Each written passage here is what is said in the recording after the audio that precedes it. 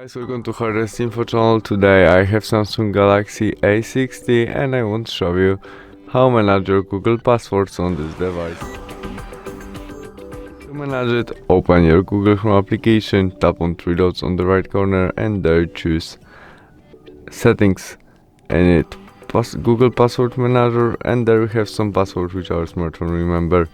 Now we must tap on application which we want to manage our passwords, maybe WhatsApp, but we need to have our look screen. I make fast look screen, I add it, and after that we must enter our look screen to get connected to these passwords. Maybe we choose something like our Microsoft, and there we can copy our username, copy our password by using this first icon, or after we press on nice icon our smartphone shows us password which remember.